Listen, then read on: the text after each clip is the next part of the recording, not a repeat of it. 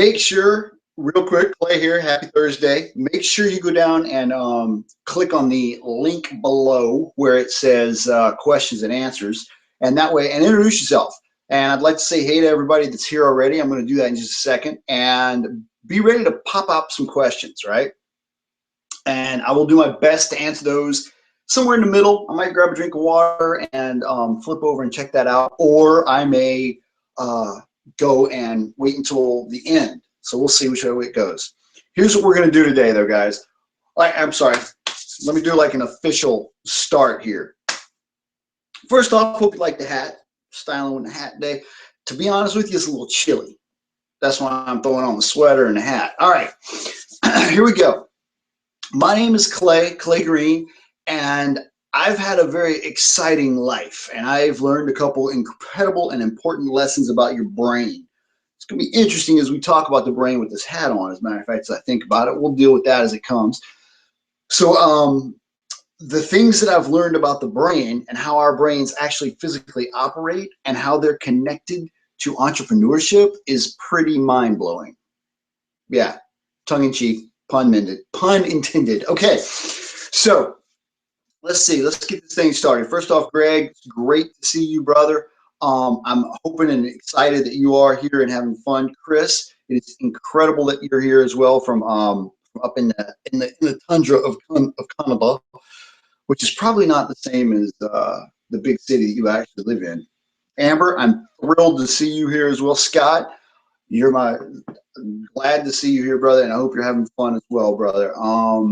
Let's see, who else is playing around? We got people from freaking Georgia to Canada to California. I love it.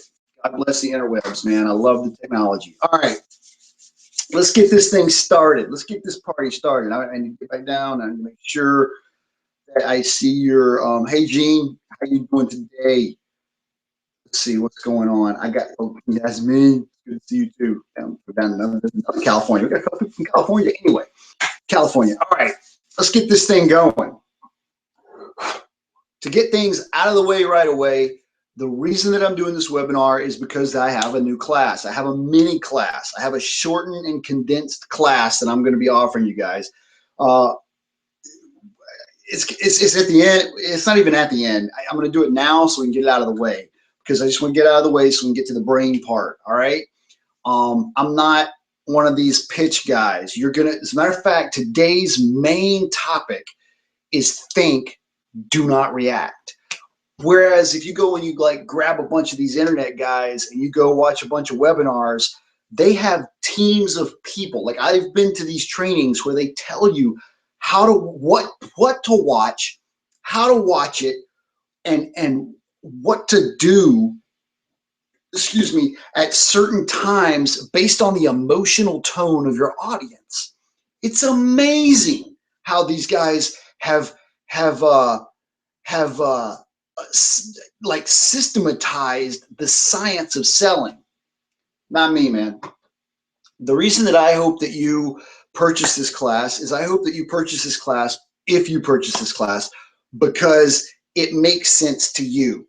You've probably already clicked the little button down there, and you know I'm talking about like 75 bucks, $74.99 or something like that, $74 for a class. Now, I'll tell you about the class later if you're interested, but I want to get it out of the way. Here's the way this works, all right? Step one of my message to the world is think, do not react. So I don't want you clicking the buy now button right away. Don't go click the buy now button just because you're all excited because I've got energy. I got a secret for you. You're watching this on enthusiastically.com. I have enthusiasm, okay? So that's not a reason to invest in something, though. The reason to invest in something is because you see value in it for you. All right, so let's go slow there and let's take a breath. Don't go purchase it right now. Here's the layout, okay? Today we're going to talk about how your brain works, what's going on inside here, and why you are literally subconsciously stopping yourself from attaining your goals. How this part, this little block, how it physically works. And we're going to talk about different ways to keep it out of your way. To either, today we're specifically going to talk about, like, once this thing pops up and it happens, that's when we want you to think, not react. Because if you're reacting, what are you going to do? You're going to go, I'm scared, run the other way. Or you're going to, anyway, I don't want to confuse it. So we don't want the reactions. What we want is, oh, there it is. Do we need this here? No. Let's get it out of the way and go do what we need to do. That just makes sense, right? So how are we going to do that? Well, like I said, I'm going to talk about the brain. Okay, I'm sorry. Going back to the head part. All right, or to the whole flow of things. Step one is think, don't react. Right. Then step two. Hang on one second. I'm messing around with technology here. There we go. Step two is if you know what you can't, you got to learn that. This is the first thing you have to learn. Then we can start applying tactics and tricks and principles and practices so that this thing never comes up anymore. Okay? And that's the difference between us and them. Now, who is us and them? I had somebody ask me this question the other day, and it kind of blew me away. Oh, I'm sorry. All right. So today we're going to talk about this part, and the class goes into this part, keeping the subconscious down and out of the way. Okay, that's what the next step of the class is. It's called belief circles and targets. It's basically a high-level goal-setting class, sort of. But I don't want you to like confuse it with how to set goals class, because it's more to do with your brain and how your brain is interacting with your goals. All right, so that's what the class is. That's the one that's 74 bucks. I'll explain why it's 74 bucks instead of 300. I'll talk all about that stuff later if you're interested. Right now, though, I want to get to the meat of what we're talking about today, because this is it. This is the good stuff. All right. Friend asked me the other day. Actually, wasn't a friend. It was a client. Who was a friend too. He said, "Why, man? I'm so frustrated. I keep seeing all these guys doing these things. Then I go and do those things. They attain this level of success. I'm doing this. Why? What's going on?" Well, long story short, here's what's going on. I'm going to tell you right now what's going on. Okay. And this is kind of going to wrap it all up and explain why you're here today and explain the value of what you're seeing. All right. Back in that statement, he said, you know, they got this level of success. I got this level of success. I'm doing the same things they are. They're doing this, this, and this, and this. The reality is they're probably doing a couple more things that you're not doing. They may not even be aware that they are doing those things because those things are so intrinsic to them, so already, you know, it's habits they've already developed. And they're like, yeah, I get up and I do this business, and here's how I do this business. This business is A, B, C, D. You do A, B, C, D, you win. But see, they kind of skipped over a couple hours in their morning, and they skipped over their afternoon and their evening. They skipped over their habits, their base level, what I call base level habits that have established their mentality to go do A, B, C, and D. And those are where the difference is made. A, B, C, and D, whatever it is that you're doing, you know, for income. Some of you guys may be here and you may have met me through a multi-level marketing connection, or maybe through Amazon. I've got clients and friends and people that I know that build Amazon businesses. I've got other friends that are real brick and mortar business owners, and they're, you know, business owners they're my clients too, and they're doing and killing things and they're doing awesome in their business, and that type of business. Heck, diet, exercise, couples and relationships. Believe it or not, any place I want to go right now and talk about how this stuff and how those base level habits affect that stuff, I can. All right. So how are we going to talk about this? I'm going to let you know right now that I'm going to tell you a little bit of my history. There's a couple reasons I'm telling you my history. One, I want you to know I'm not just some Joe coming in off the street saying, hey, you need to go do this. Okay? I've been through some stuff, and I need you to know, I want you to know what some of that stuff is, specifically because a lot of the stuff that I'm going to tell you supports something that's happened in the last 3 or so years. And that's what's really, really changed my life and really, really impacted me. When I was able to put all this stuff together, combine it with a little bit of knowledge that I picked up in the last few years. Actually, I'm continuing to study, don't get me wrong, but the piece that matters happened about 3.5 years ago now, about 3 years ago. So we'll get there, and then we're going to get to some stuff in here and how this is all working, okay? And then we're going to get to the freaking actions. What you need to do today in order to like change your life, in order to make things different, okay? The premise, if you will, of this webinar, of this training is, I know what I should be doing, but, right?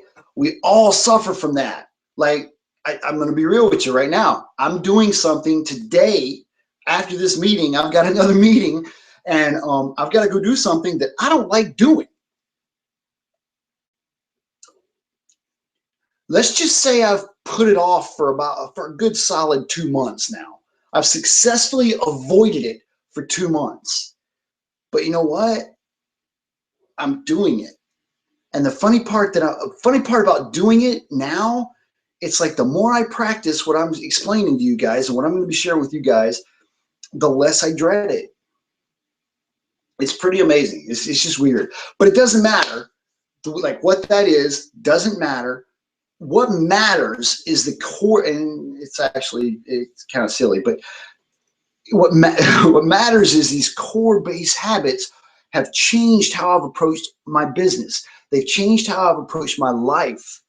And those core base habits, I always knew I should be doing them, but I never did them.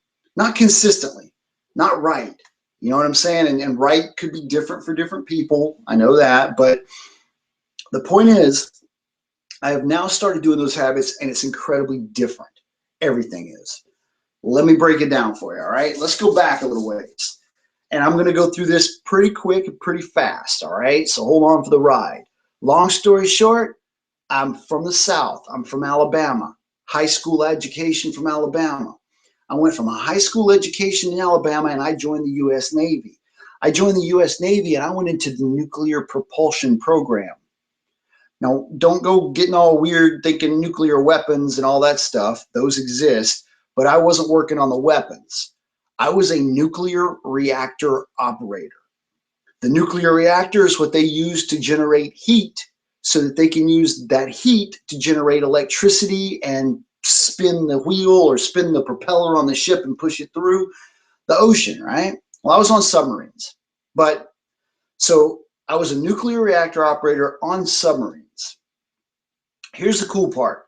That training, they say that training is like the second hardest training in the world from a brain standpoint, right? I mean, you got the SEALs; those guys are pretty badass, and then you got the nukes. Well, I wasn't just a nuke; I was a reactor operator. So it's like there's a few different levels of nukes, right? And I was the guy. It's pretty impressive when you look at the responsibilities that we had when we were like 19 and 20 years old. Like, I honestly can't believe the government does that. But not only did I make it through this school, that over half the people that join don't make it through, I made it through that school, and then they picked me up as an instructor. So instead of going straight to a ship, I got to stay at a land-based prototype and teach other nuclear reactor operators how to operate a nuclear reactor. That gave me my son. I'm very proud of that. I'm very thankful for that. It also gave me my first taste to training. You know how they say you can't connect the dots looking forward, you can only connect the dots looking backwards, right? Well, let's be serious. at the time, what I was doing was my job. I was getting up, going to work, and I was doing what they told me to do. You know, I learned this system, I learned that system, I learned the different types of ways people learn. I learned different techniques on how to teach people different things and all that stuff. And then I started doing it, right? Looking back now, I realized something very different though. I was teaching 19 and 20-year-old kids how to operate, how to stay focused and keep their attention on this vital piece of equipment that's right in front of them, right? They've got to worry about this little world right here. And if this little needle goes here and that little needle goes there, they've got to do these three things. And if that one and that one do this, they've got to do those three things or four things. There's so much stuff going on right there. They've got to pay attention to it while they're under the water on a submarine, while a torpedo is chasing them, and there's a freaking fire burning behind them.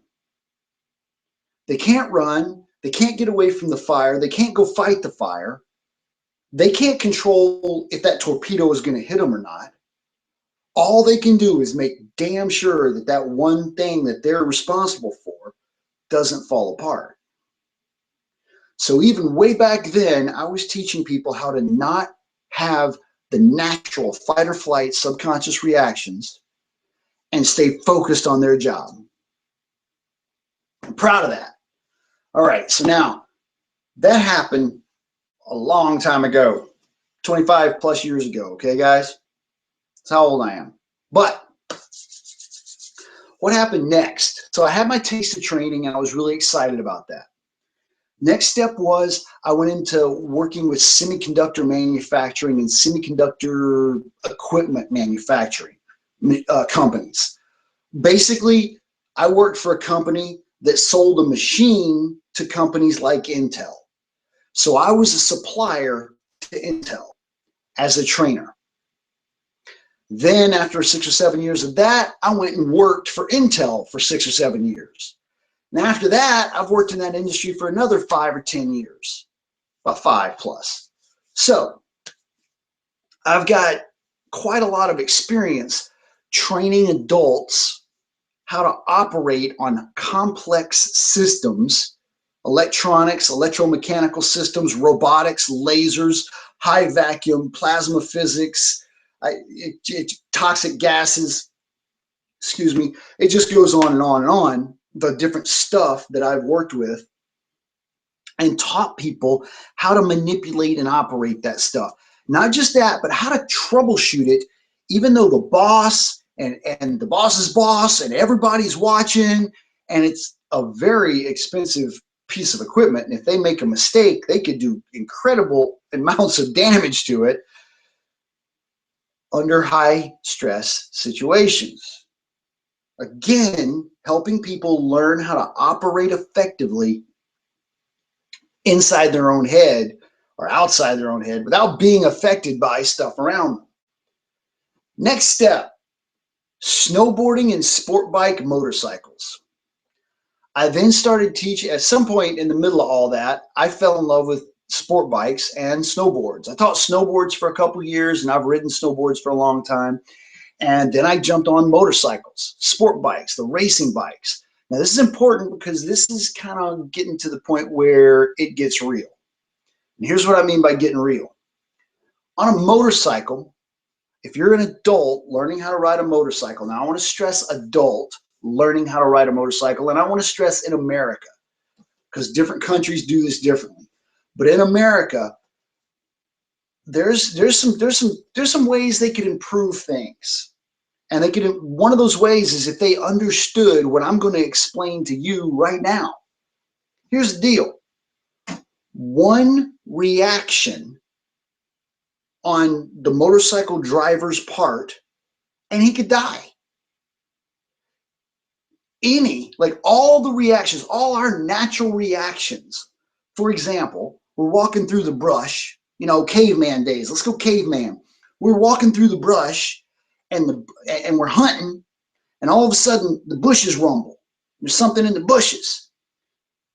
We need to keep our eye on that thing. right? Our attention goes to that. Our heart rate goes up, our pupils dilate, we get tense, we get ready to go get what? Either we're going to go chase it because it's food, or we need to run like hell because we're food, right? So, point is, though, one of those things I said is we stare at it, right? Well, guess what? On a motorcycle, you're going to go where you look most of the time. So if you're going around a turn and there's a rock in the road or a patch of sand or a really big pothole, if you stare at that, you're going to hit it. But your natural instinct is to stare at, is to focus on things that could hurt you, right? So that's what I mean when I say your natural reactions are 100% wrong on a motorcycle. It's very interesting. So that brought it really real for me when I was learning how to ride a motorcycle and I started crashing like crazy. And then after I figured this out and I figured out some stuff, which I'm not going to go into the gory details of it today, but I figured out some stuff, and then I was able to help adults. And for a decade, over a decade, at this point, it's almost 15 or 20 years, I've been helping adults learn how to ride without dying on a motorcycle. Now, what does this have to do with you? We're talking about the same stuff. I had something happen a few years back, and that thing that happened dramatically shocked me. Okay, and when it shocked me, I started asking a lot of questions. And when I start asking questions, I go find the answers. That's kind of part of me. I figured out that about myself. I need to understand things at a deep, deep, deep level. And once I understand them, I go kill it. And that's what I'm bringing to you today. If you're here today because you know what you should be doing, but you're not doing it, I know that I should be making sales calls, but I struggle like a son of a gun to make sales calls, or I don't do them. I know I should be meditating, but I can't develop a meditation habit. I know I should be exercising. I know I should be spending quality time with my girl or my wife or my husband or whatever, right? Whatever it is, but you're not doing it. You know what you should be doing, but you're not doing it. That's happening in your brain. That's what's going on in here. All right, so let's get to it. Here's what happened to me real quick. All right, I'm going to summarize this. I'm not going to tell you all the gory details. The bottom line is I was on a great ride. It was an awesome day. This is not a near-death experience. I didn't see any light, nothing like that. I was riding a motorcycle, though, and I was heading to the house on a backcountry road up here in Oregon. And I was going pretty quick. I was going a good clip, but I wasn't driving out of control.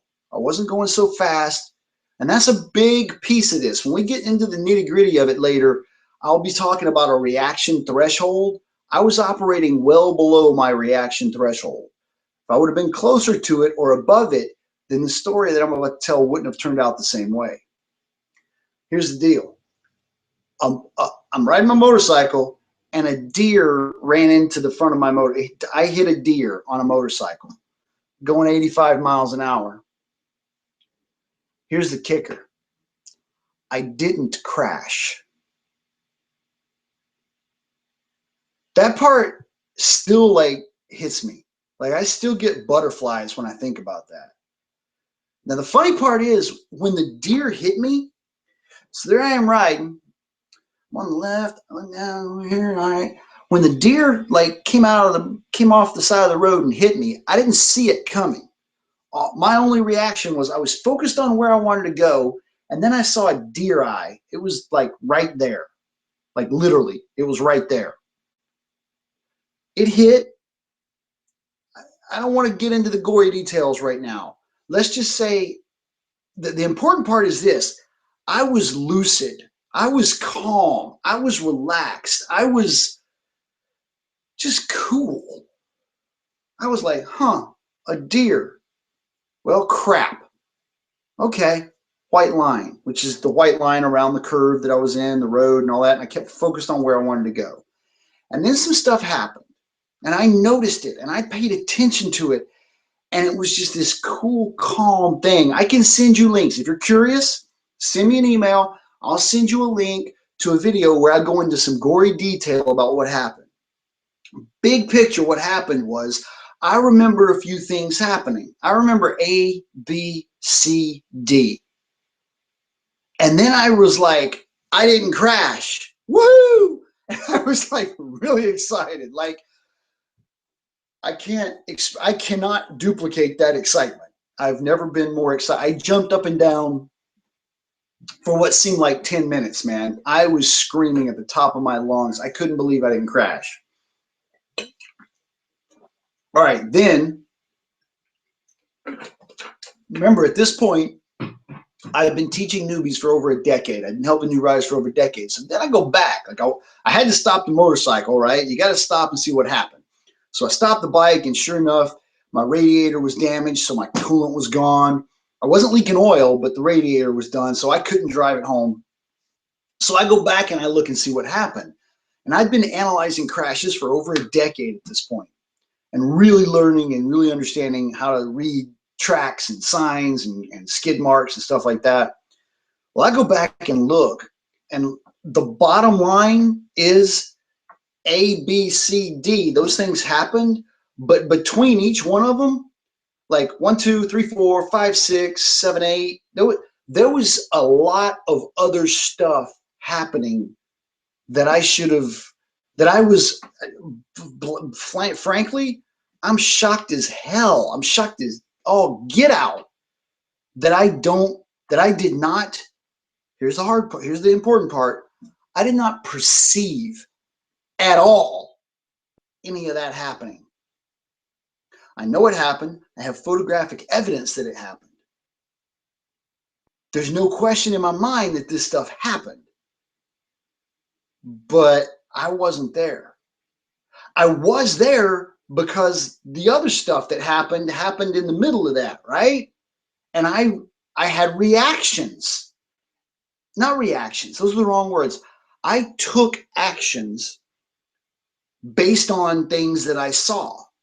So I saw B happen, and so, I literally let go of the handlebar at one point, reached up and caught this thing, right? Because I knew that it would get in the front wheel. So I was like, I can't have that. So all right, let me get it. All right, cool, I got it. Now let's pay attention to the white line. That was kind of my thought process. And I remember that to this day, like just cool, calm, clear. So the question was, what's going on? What's going on in here to cause me to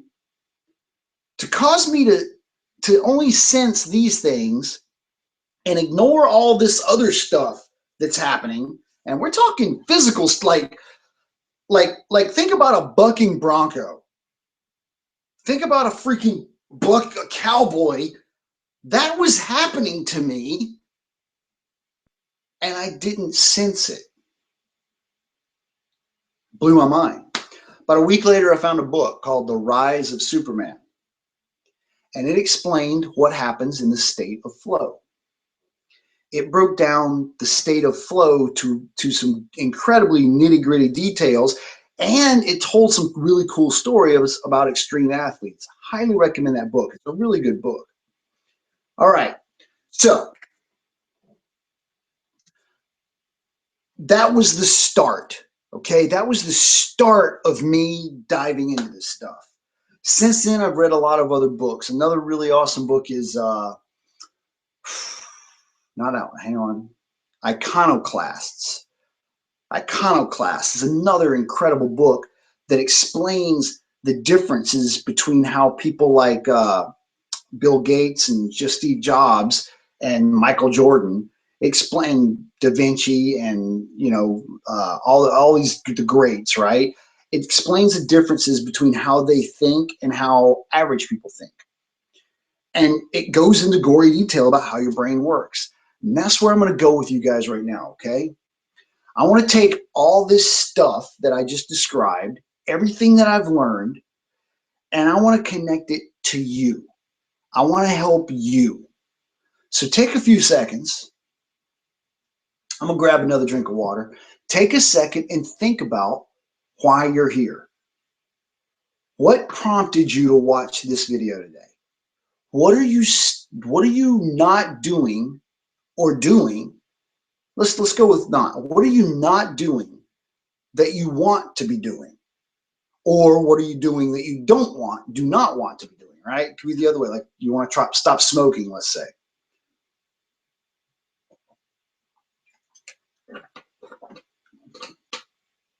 I'm going to explain how your brain is wired in order to make you know that, or make you do or not do those things. All right. Let's make believe for a second that we're sitting next to each other. All right. It's going to be here comes a little game shifter. Okay. This is the place where you want to start kind of taking notes, maybe. All right. This is the part where it's like, this is the technical details. We're going to come up with some technical details. All right. Turning off keyboards and moving stuff around here. So here's the scoop. If I were sitting there, if we're sitting next to each other, heck, even if we're not, because here we are, we're not, I'm going to do this anyway. I'm going to poke you in the eye. Notice my hands are down here. I'm not going to do something crazy like try and jab you in the eye. I'm going to start back here and I'm going to slowly move. Excuse me, drank a lot of water there. I'm going to slowly move my finger towards your eye. Okay? Here's the thing. I don't want you to blink. I want to get as close to your eye as I can before you blink. Okay? Now, at some point, you're going to blink, right? Even like you may be good at putting contacts in, and I might be able to actually touch your eyeball. Well, if I do that, I'm going to touch your eyeball and jiggle a little bit. And at some point, you're going to blink. Even if I give you $1 million not to blink, you're going to blink, right? Why? Well, let's take it back a minute. I'm not poking you in the eye yet. I'm coming at you nice and slow, nice and cool, nice and calm, okay? Nothing else is going on. All this is good. I want to talk about, there's 3 points in time. There's 3 kind of slices here. All right, I don't care about before now or after now. I care about now. Like I care about this moment in time now. We're going to slice that moment in time, okay? And we're going to talk about what's actually happening then. Now, yes, there's the speed of light. You know, we can go talk about this and we can go into all these gory details. And the reality is I'm talking about a fraction of a second, so small. I apologize. I'm talking about a fraction of a second so small that we can't really, like I don't want to measure it. I'm not going to say a nanosecond or whatever. Screw it, or pico, or whatever. No, it's just so small. I want to like dissect everything that's going on in that moment, okay? We got to start out here. We're going to start out here with the light hitting my finger and the light hitting everything around me and the light hitting me and the light hitting your computer or your phone and the light hitting your desk and the light hitting whatever it is else you see outside of, you know, my finger coming at you nice and slow. All that light is hitting all those things, and that's causing photons to bounce off these things and come in. The light is photons, and those enter your eyes, right? And then they go through your eye, and if you remember from like, you know, junior high science or whatever it is, your vision, it has a focal point, and the vision flips the image, and so you're looking at everything upside down, right? Remember that? Anyway, there's this point a little ways behind your eye right back here. This kind of like a photo cell or whatever, right? It's kind of like a photoreceptor, like on a camera on a phone. Okay, so what happens inside that photoreceptor? That photoreceptor, or this thing here in your head, and I don't remember all the fancy names for all the different parts of stuff. I like to keep it simple, okay, so that I can use this material. Here's the deal. That thing converts all these photons at all these different frequencies into an electric signal, a wire. So imagine, so out here you got all this physical stuff, right? And you got these photons, and they hit your eye, and then right about here, they get converted into some kind of an electric signal, okay? That wire is basically right there. It plugs in, and it goes down and around toward the back of your brain, kind of like that, all right? It goes down, around, down, back, down, around, in other words, outside, kind of like under your ears, but on the inside. And then they come back here and they connect to what I call the oh shit switch. It's a part of the brain. There's not actually a physical switch back there. There's a whole bajillion of things going on in there, right? But let's simplify this and use it, okay? There's two pieces of information in this part. So you got this, ow, you almost jabbed myself in the eye. In this part, in that first little bit, when this signal is going back here, there's two pieces of information that really, really matter. I did poke myself in the eye. Anyway, those two pieces of information are how big is it and how fast is it? So, like right now, if you look around, nothing is coming at you really fast, right? And nothing around you is coming at you really fast and really big. Have you ever been surprised like by a gnat hitting your eye or by walking into a spider web? We'll talk more about that in a minute. But the point is, like, those things are so small that you didn't even register them. Okay? So not very big, not very fast, nothing to worry about here kind of situation in that moment now, right? So that information gets back here to the oh shit switch. The oh shit switch asks three questions. It asks, question number one, is this going to kill me? Should I be afraid of this? Kind of like the thing jumping around in the bushes or that big pothole in the road. Then it asks, can I eat this? Is this going to be really good for me? And then it asks, can I reproduce with this? Do I want to have sex with this?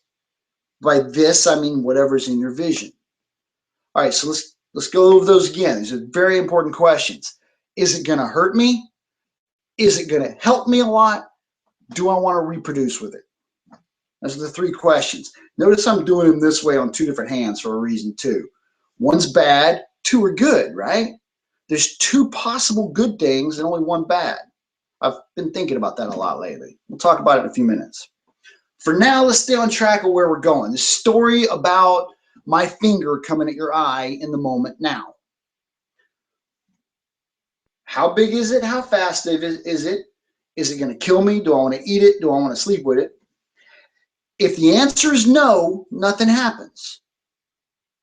Nothing happens. So it's not going to kill you. You don't want to eat it. You don't want to sleep with it. Nothing happens. The signal then goes, this wire, picture just like the wire, that signal then just jumps through like the middle of your brain. It comes, it turns in and goes up through the middle of your brain, right next, like where the two lobes are, right? And it goes right through the middle of those coming toward the front. That's where a whole lot of processing happens in the path there. So we haven't got to the front yet. It's coming toward the front. In that path, there's so much stuff going on. Here's what's going on. What color is it? What size is it? What shape is it? What's going on around it?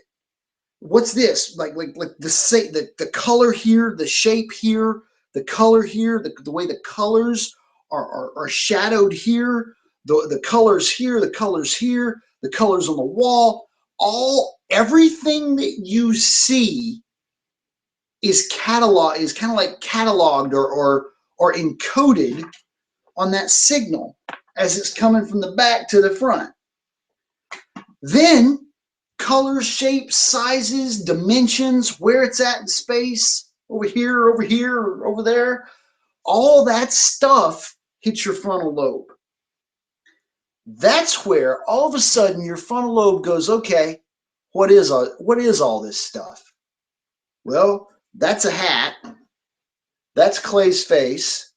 That's Clay's finger. There's a picture of a mountain back there. Here's my computer, right? Like right around here is my computer. Over here's my coffee cup. Over there's the lamp. Up there's the ceiling. Over there's the floor. There's a cool poster over there. There's a bookshelf over there. You know, there's all this stuff going on, right? And it labels all that stuff. Okay? So I just told you the story of now. What I mean there is like right now, all that stuff is kind of happening instantaneously. But it definitely happens in a sequence, right? There's like a, it's not instant. It's not instantaneous, as I guess what I'm saying. Like the photons hit my finger and bounce off my finger, then they go through the cameras and all that stuff. Then they hit your eye, then the photoreceptor, then the signal goes down here, then the questions, then it goes up to the front, then finally it gets up to the front, and finally it says, okay, that's Clay's finger. Here's the important question. After all that, here's the important question. What happened first? Did you know this was my finger first? Or did your brain ask, is this going to hurt me first? And this is what I learned when I was in that situation with that deer. My brain gets to choose. Like in the situation of that deer, I had all this information coming into my brain. My sense of touch, my sense of smell, sight. Heck, I was probably tasting something. I was probably biting my teeth so hard that like my teeth were bleeding a little bit.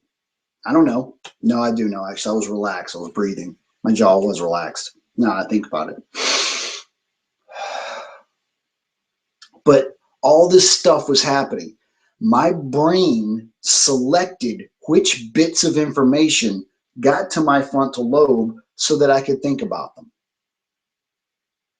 So I know firsthand experience, and you do too actually, that the switch happens first.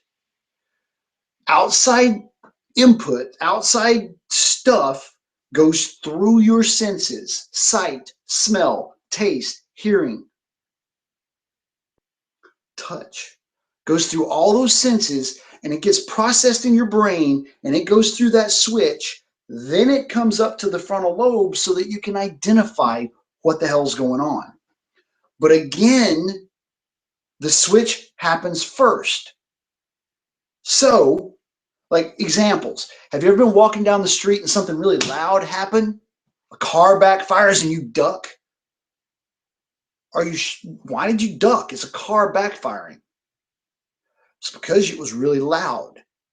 Gunshot, explosion, crashing stuff from the overhead.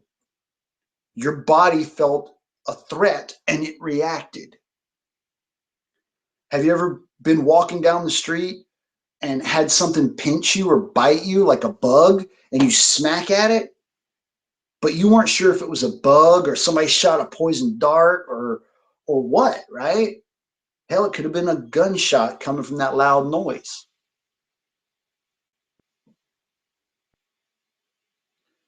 Have you ever walked into a spider web? All of a sudden you're reacting like crazy, right? Yeah, you're just like reacting, and you know, yeah, there's some good videos on YouTube about that. So my point is, before you're aware of what's going on around you, you are reacting. You can react.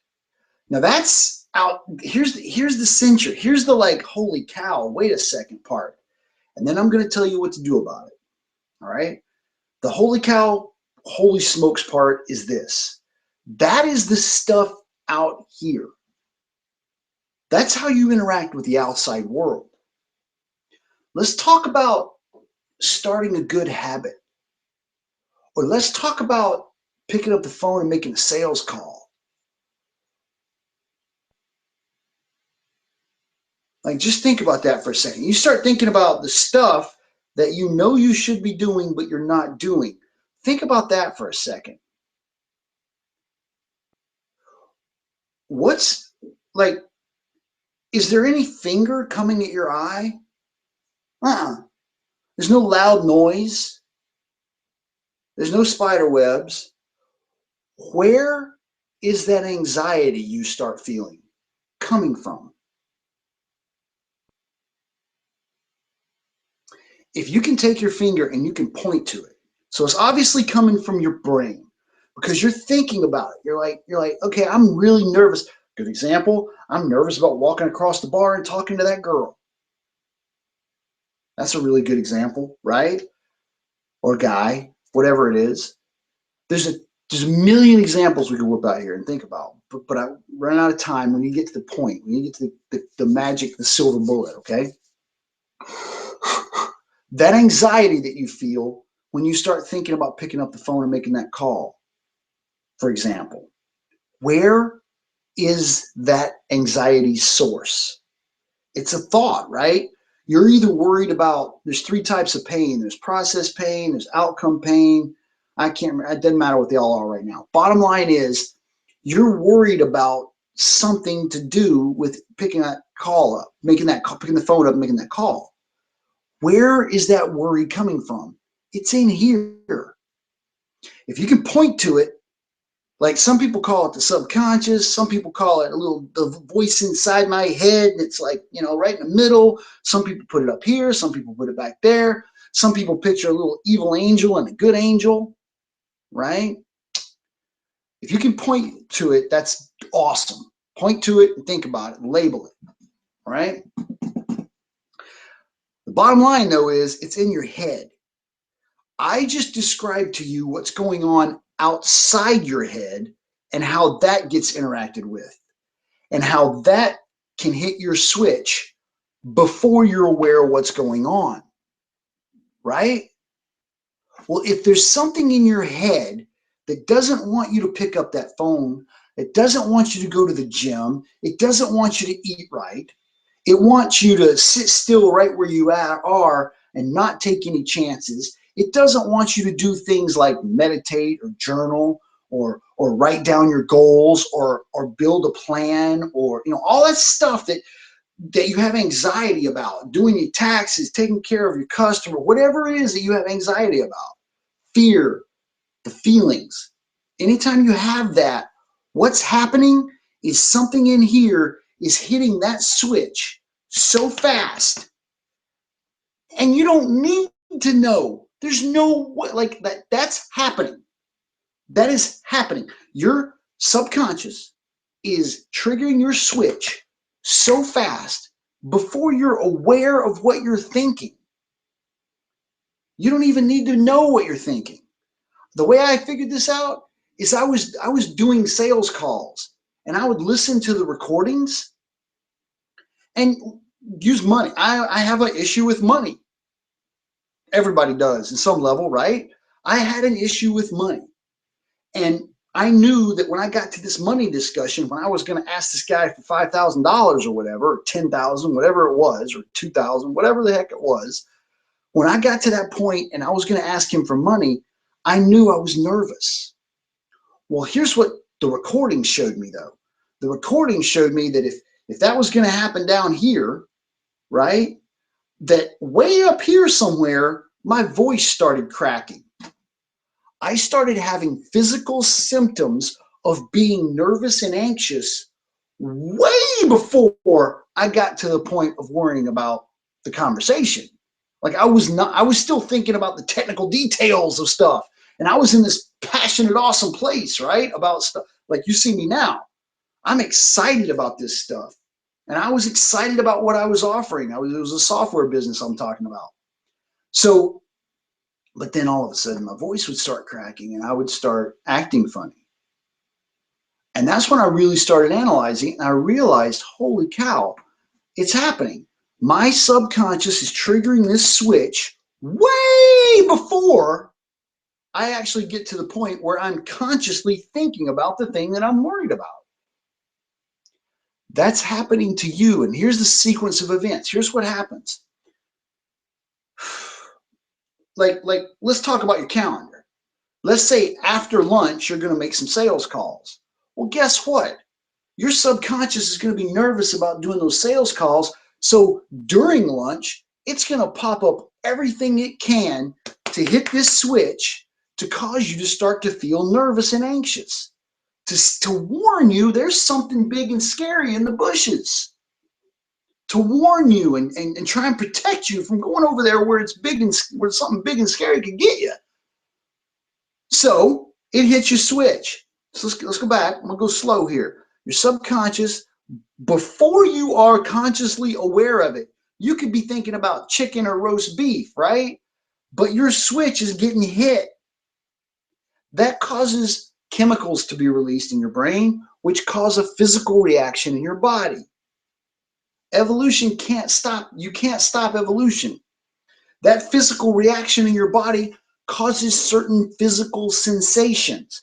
Those physical sensations, your heart rate going up, your stomach tightening up, releasing acids, your tension, your shoulders being tense.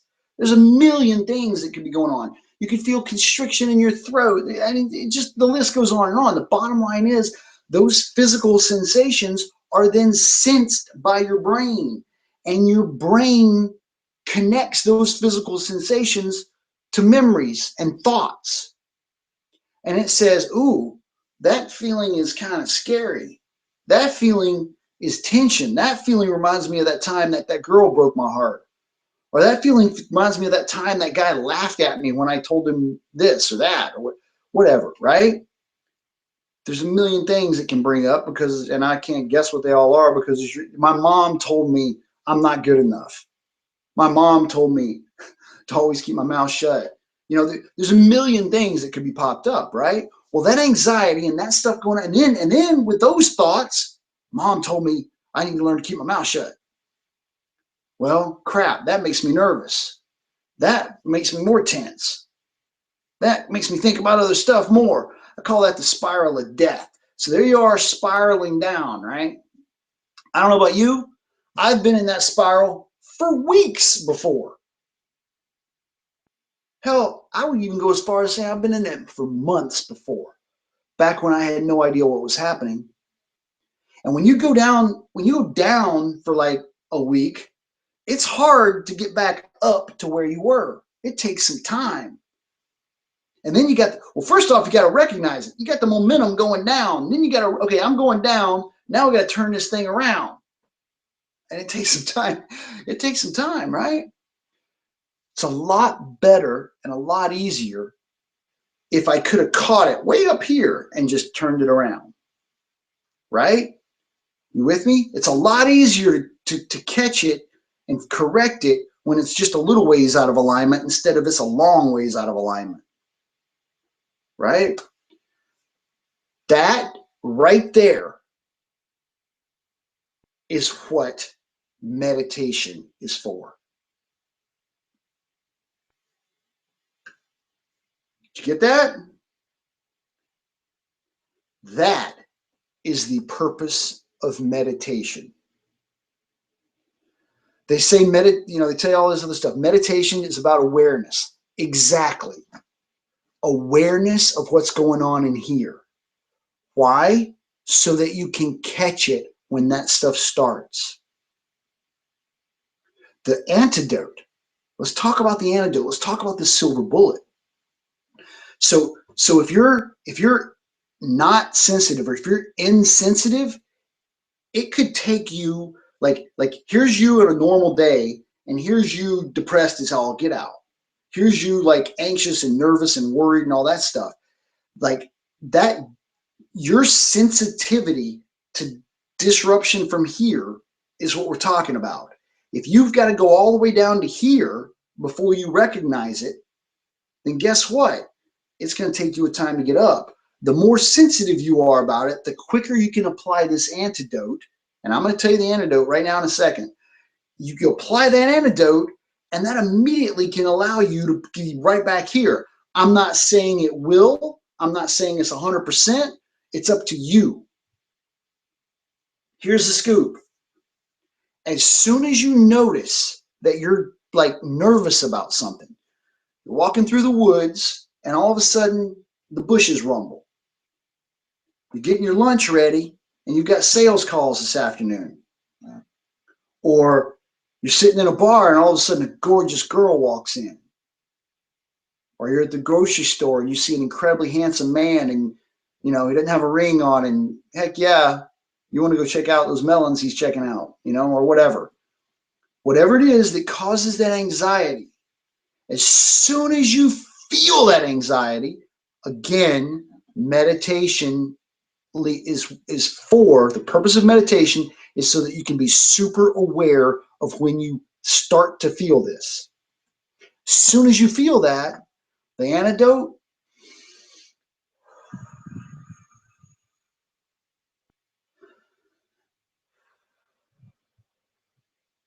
deep, slow, calming breaths.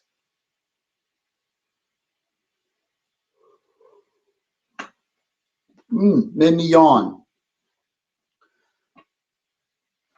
What's going on? What's going on in here? Whatever the thought was that caused the switch to get hit, whatever the rumble in the bushes was that caused the switch to go off, or the physical sensation, the punch or whatever that caused the switch to go off, whatever it is that caused that to happen, and that caused chemicals to be released. The exact antidote chemicals that is what is released when you do deep breathing. That's the magic bullet, guys. And it's freaking 1 o'clock already almost. That is the secret. So if you're watching a webinar, for example, you're watching a webinar, and guess what, guys? Right now I'm going to mention and I'm going to talk about belief circles and targets a little bit, okay? And then I'm going to look at the questions and make sure there's no questions that I need to answer. Sorry this went a little long, but here's the thing. If you're excited, if you're like really, really excited to go buy what I'm about to say right now, stop. Take a couple nice deep breaths. I don't want you to react and buy this class. I want you to think about it. I want you to take time and I want you to use your frontal lobe and your advanced reasoning skills. And I want you to think and consider the cause and effect of investing your money and time in this class that I'm about to describe. All right. At the beginning of this, I showed you this. I showed you that what we're talking about is you're on a path, right? You're going this way, and all of a sudden, bam, your subconscious throws up a wall. Now, what I've just shown you is if you can catch it when that wall, like you're cruising along, and if you can catch it when that wall just starts to come up, and you do a couple deep breaths, and then you look around and you say, you know what? Yes, that girl broke my heart. Yes, my mom said that. Yes, I've not made a good sales call. Whatever, whatever the fear, anxiety is, yeah. But right now, there's nothing threatening my life. Keep going. Literally, deep breathing removes that. Now, the trouble is this. If you're not meditating, if you're not aware, and that wall comes up, and it's way up here before you recognize it, now you got a lot of deep breathing to do. And it's actually going to be more than just deep breathing to get back up that hill, right? You've got to do some thinking. You've got to contemplate. So the trick is to not let that wall get up by being aware. How are you aware? You meditate. Okay, all right. All right. There's more. So there's step one. There's think, don't react. Step two, it has to do with what you're going for. Basically, if we can trick your subconscious into never throwing up this wall, you're even doing better, right? The problem is it takes some strategy. It takes some thoughts. It takes you understanding a couple things. There's a concept I'm going to share called belief circles. You have to understand belief circles. The key piece of belief circles is the difference that you feel between when you believe something and don't believe something.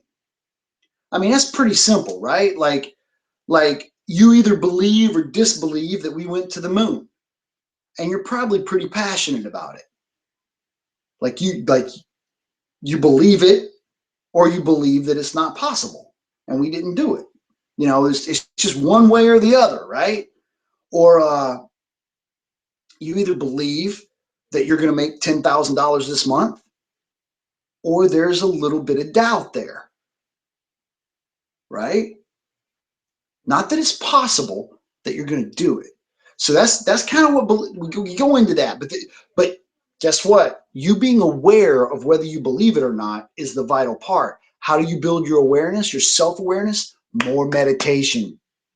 Meditate. There's one thing you take away from this and anything I do, meditate. Start spending time every day meditating. Huge, important thing. All right.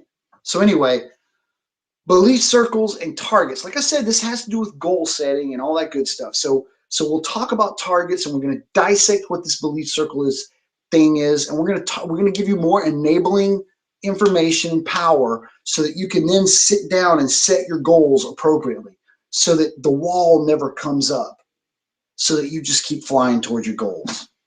And that's literally how I'm living my life now. I don't hesitate anymore. Well, I say that, and then there's these things, and I told you about it a few minutes ago. I've got this task I've got to go do this afternoon that I've put off for a couple good months. It's kind of funny, actually, as I sit here and listen to it. I'll throw another concept at you real quick that I've shared with several people. Everything that you learn, every lesson that you learn, your brain learns, that's you. And you're growing and growing and growing and growing.